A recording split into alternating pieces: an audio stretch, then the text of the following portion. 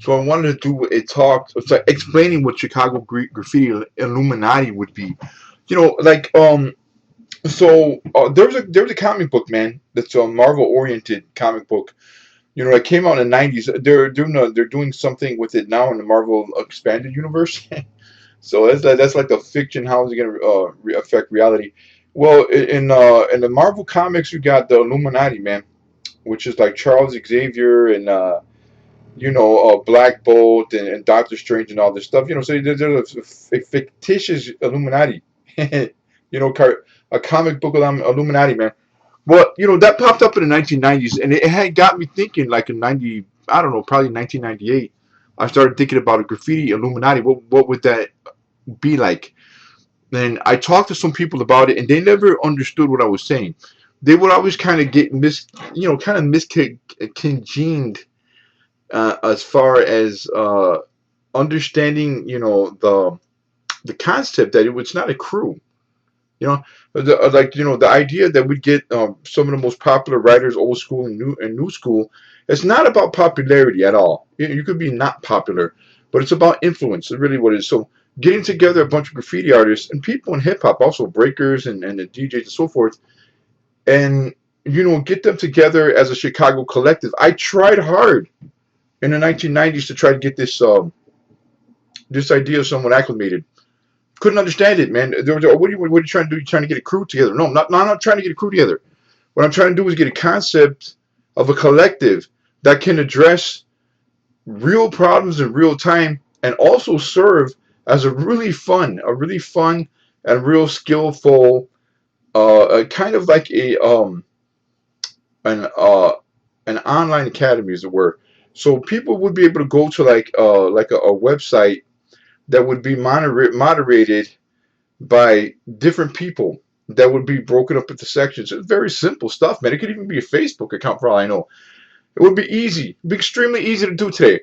At the time the idea came out, which is roughly 1998, hey man, the idea of that it was not possible because the tech wasn't savvy enough at the time. So also the concept was falling on dead ears because people didn't understand. So, what is the graffiti Illuminati and what's really the hip hop Illuminati? But I say graffiti Illuminati because that's where it would start. So, that would be just like people who are interested in those three aspects, these four principal power points, which is really what it is, four principal power points, it's 3PP, right? So, then you got history, and then you got knowledge, and then you got peace, and then you got power. Well, let's break it down real quick about what this does and what does it mean in the real world. What does it mean in reality, and what would be that cause? What would be the cause for it? Well, first of all, the cause is a necessity right now because you see a lot of horrible things that are happening in hip hop, but a lot of horrible things in graffiti as well, mainly in graffiti.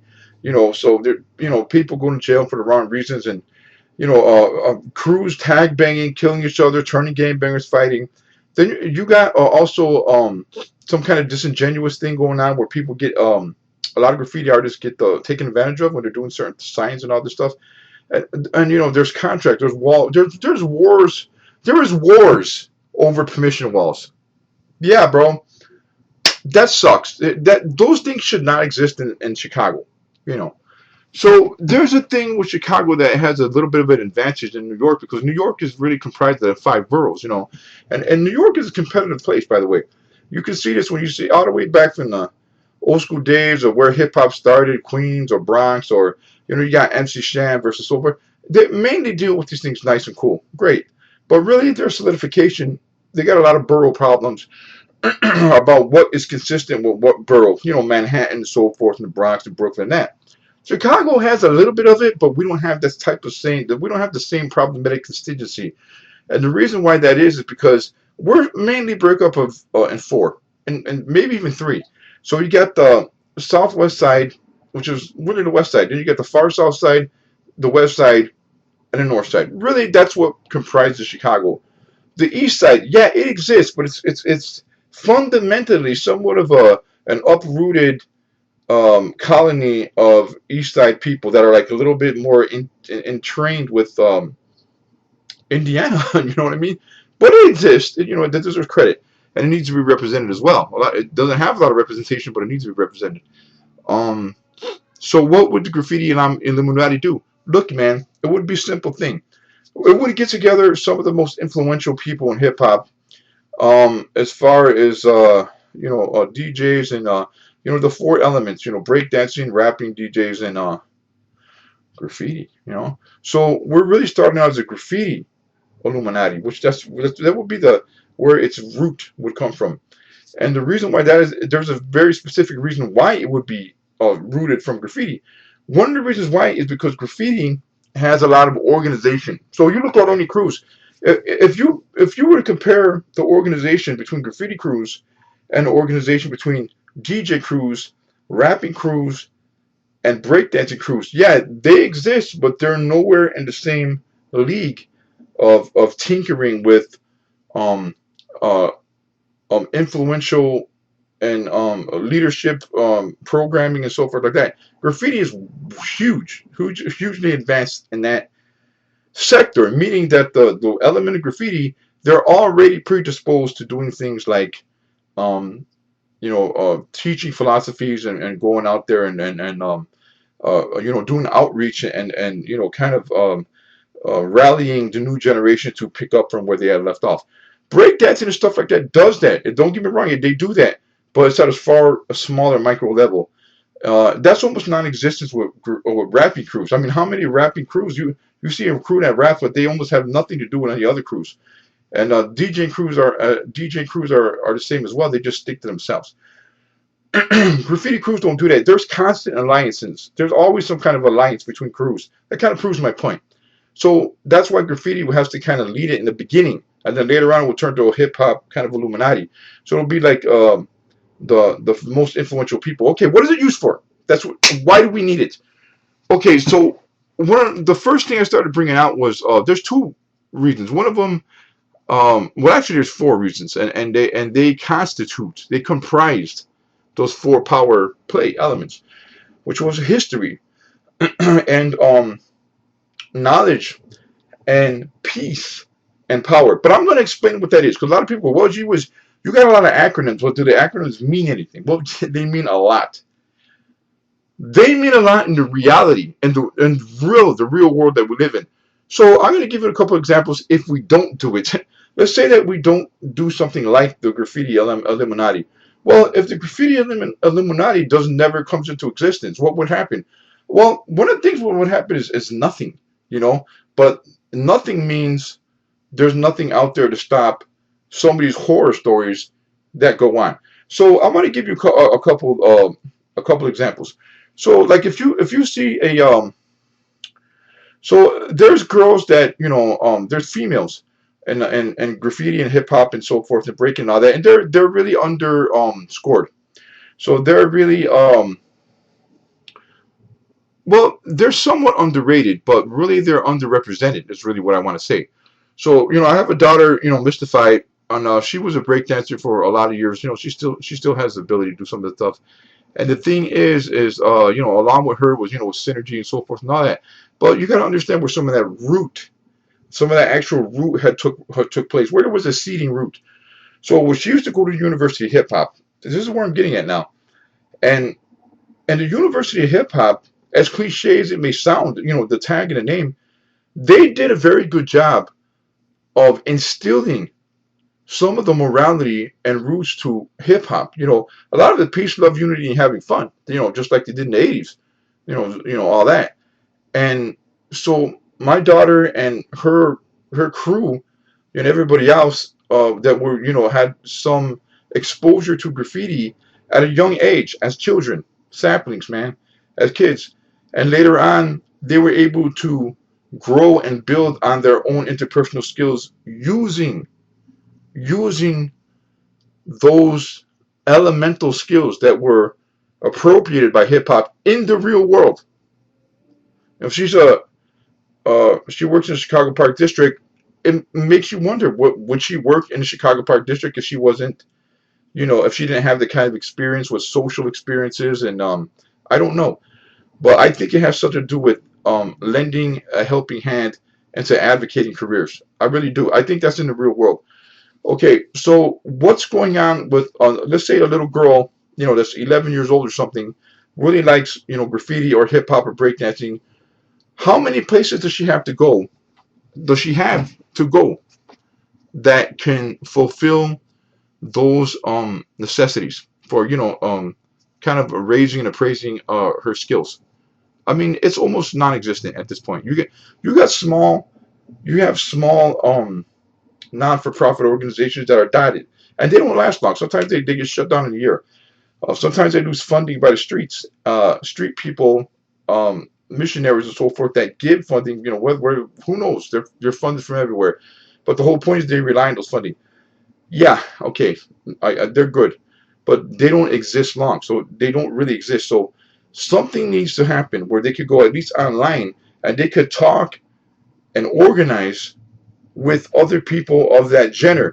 So in other words, if we had a Chicago Illuminati a website, even if it was a Facebook for all I know, then people who are moderating that particular part, that portion, of where they're advocating for females and advocating for more representation and skills, they young people, young girls that were getting into it could be taught by these older uh, mentors, like Steph or Zena or Mystifier or so, Cindy or whoever, Heaven, Cinnamon, all them. I mean, they could go and literally be not totally non-obligated. You could be raising your kid and all that, and just simply go on the net, and all you got to do is influence them through exposure and knowledge, tell them your history, what to do, what not to do.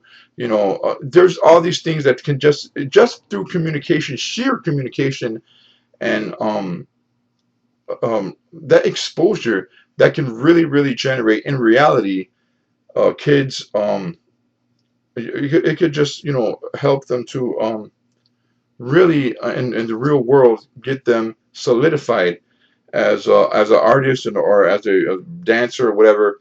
And in other words, if they don't have the physical place to go to, they'd have the ethereal place to go, the online, where they can get knowledge on how to actually do these things, how to do the moves, how to do the artwork, where to go, where, what to expect from an event and all that. And it's knowledge, and it is power. Yeah, that's not cliche. Now, there's another. I'm just giving an example. So, like for other guys, graffiti artists that first come in, I know a lot of graffiti artists who first come in who don't even know what some of the basic. They don't really know some of the basic. Man, I'm not putting them down or anything, but in other words, there's like a history of graffiti, and then there's terminology, and then some of them don't even know what bombing a line means. Some don't understand what the word piecing means. They don't understand the difference between the graffiti terminology and let alone any painting tactics. So we want to do is have the Illuminati get together and provide a place where they can actually show people tactics. This is another thing: sharing their knowledge.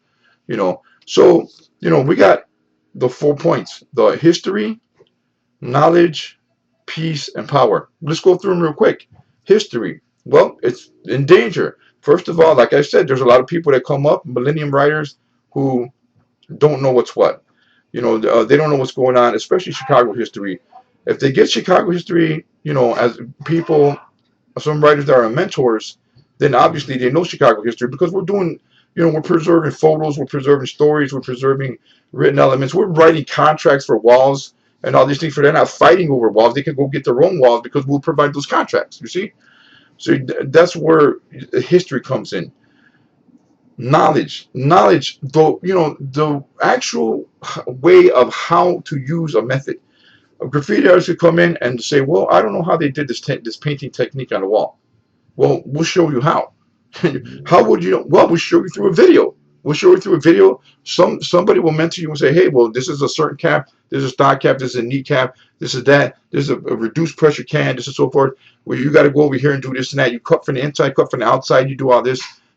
Fade back all that. They'll teach you the techniques. Right now, it don't exist. So go look for it. Right? Maybe there is. I don't know, but I look for it. There's no site where someone's teaching techniques. Okay, why? Why are we scared of someone's going to buy our techniques? Come on, man, come on. It's the old writer's responsibility to teach the new generation. Don't be bad old school. There's bad old school writers that want everything, just hoarded. They want to be like the Egyptians. You get buried with everything, get buried with knowledge, and let the movement die. That's not good. Got to get rid of that thinking.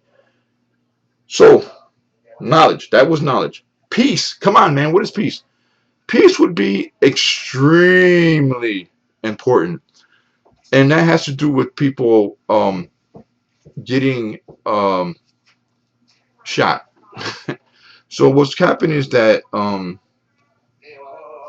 it's way too big of a problem in Chicago. I mean, I could just put up my hand and I could just count 1, 2, 3, 4, 5, 6, 7, 8, right away, of people who, you're supposed to be having a graffiti war.